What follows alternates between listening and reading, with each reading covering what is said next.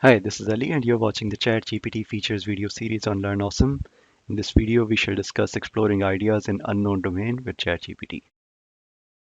Unless you are the I know everything about every topic type of person, most people know their limitations outside their scope of work or education. As the saying goes, a wise man knows what he doesn't know.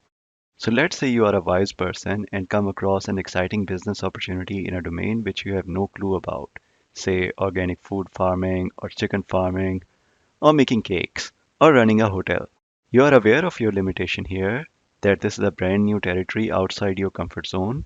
You are, however, excited about the idea, but a bit scared as well to pour your money in a field where you have little to no information. Let me ask the rhetorical question like, what would you do in such situation? But at this stage in the video series, you already know the answer. So let's jump right in to see how ChatGPT can help. Unless it is a very new field that just sprung up last year after the training cutoff date of ChatGPT, or a field where you know information on internet is hardly or say not available at all, ChatGPT is your excellent brainstorming partner in such situations. You just need to be creative in how to prompt the ChatGPT properly to get the conversation going.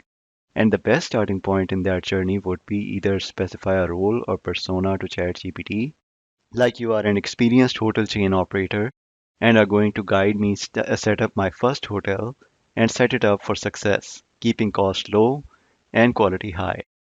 Or you can just ask it to help you explore the world of hoteling with the intention of identifying pros and cons of getting into that business. You can even start by telling it that you just bought a N-sized commercial plot in XYZ city and want to turn it into a hotel. And ChatGPT should help you explore the options here to turning into a successful hotel. You would get an initial prompt with a series of bullet points, and if not, you can ask for it. That would provide you with a set of topics to get the conversation going. You can also tell it that you know little about hoteling in general, so it should guide you from that perspective. That way, you would be given information about hotel types, their star ratings, whether having a restaurant is necessary or not, booking processes, staffing, laundry, and whatnot. Move ahead by asking whether it can help you design layout of the hotel and rooms and help you in each step. That way you would get a series of steps to work with.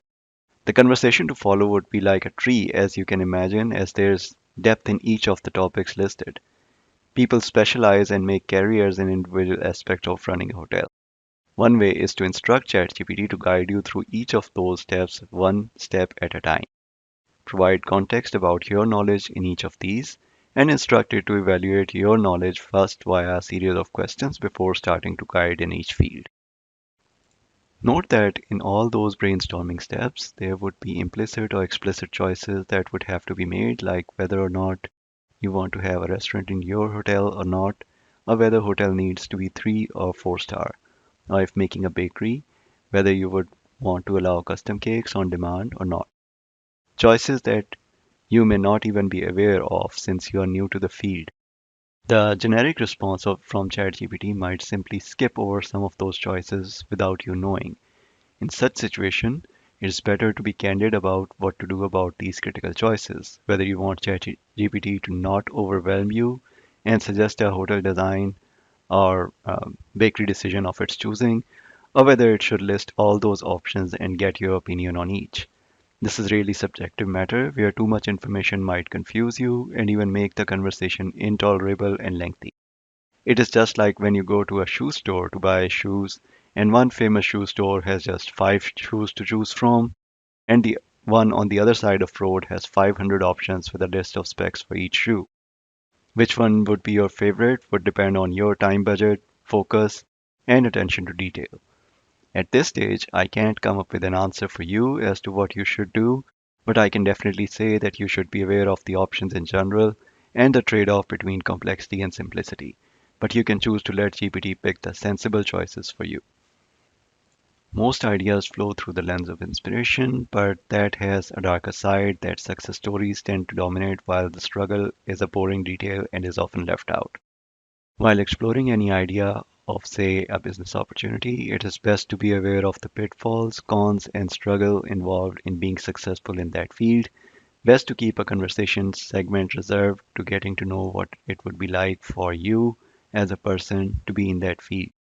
Since internet has no shortage of material, ChatGPT, if prompted, might help you understand what your average workday would look like.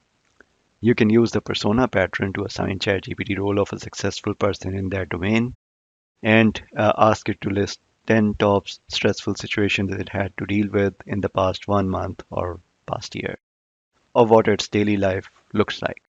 You would be in a better position to determine if that venture suits your personality or not. Ideas are not just about domain knowledge, they are also about process as well.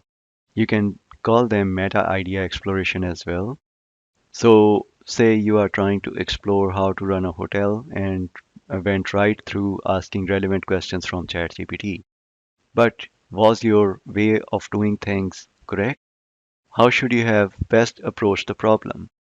While exploring an idea, it is also worth exploring what is the best way to explore such an idea, or in other words, how to approach the idea exploration, kind of a meta idea exploration, the process to explore idea further.